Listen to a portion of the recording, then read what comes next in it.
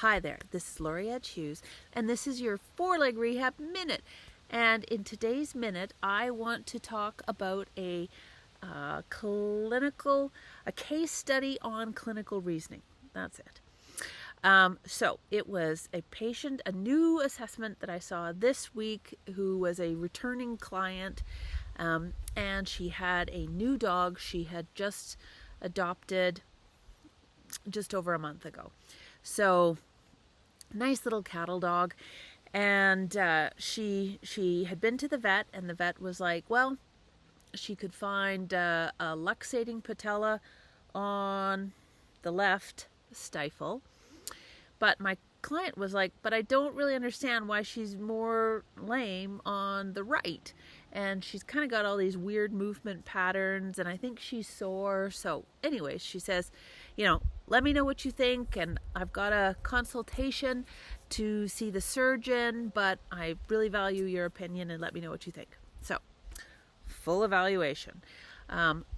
Really, good, front end is good, neck is good, ribs, thoracic spine, even lumbar spine, a little bit on the left sacroiliac joint was a little bit tender, full range of motion in both hips.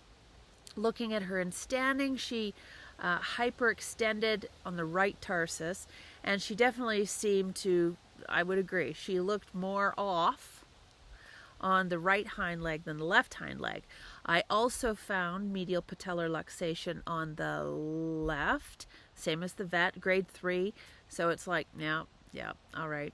But cruciate was fine, and everything else seemed fine there.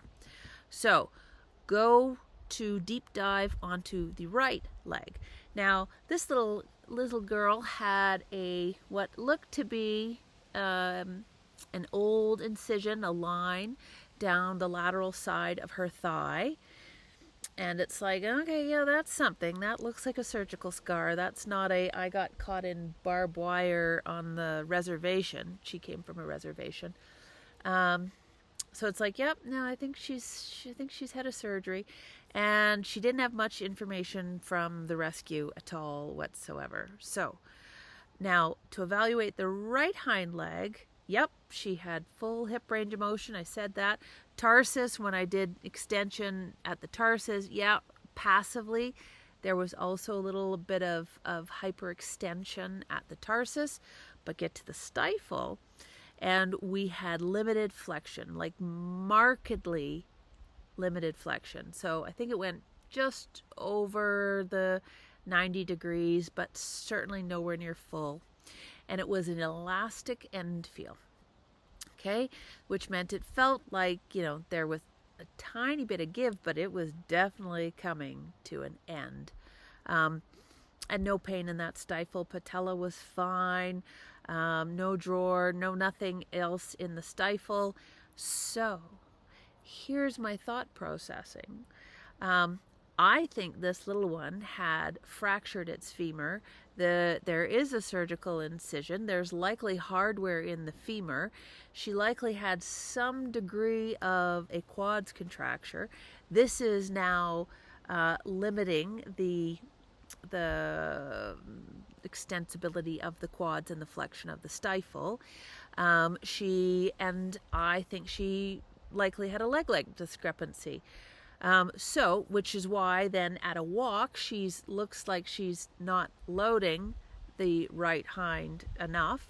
And when she walks, she hyperextends on the tarsus, which if you have a leg length discrepancy, that's how you're going to get that push-off extension. So thigh circumference, she was a difference of 2.5 centimeters. So the right was smaller. And if I measure greater trochanter, top of greater trochanter to the lateral femoral epicondyle, there was a 2 centimeter difference there as well. So I think all in all, there is an old injury there. The gait pattern, how she walks, made sense. The owner then was like, well, yeah, I guess that makes sense because when she goes to get up onto the couch, she will only put her left foot up. She doesn't put the right leg up. She kind of goes left foot, the patella leg, right? Left leg up, and then hauls herself up. And she will sit funny, always a little bit off to the side, so she then could make sense of all of these movement patterns that she saw in the dog. And my evaluation was able to go, now this would make sense if this was all in and about. So, long story short, the client is delighted. She's like, oh my gosh, I thought I was going to get so much homework and have to do all these things.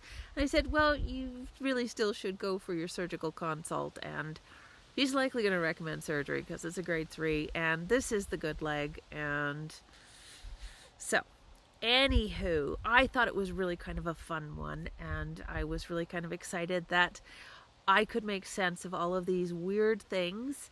And likely trace it back. So we'll see. She'll likely get an x-ray at some point in time. And we'll see if there's hardware in there.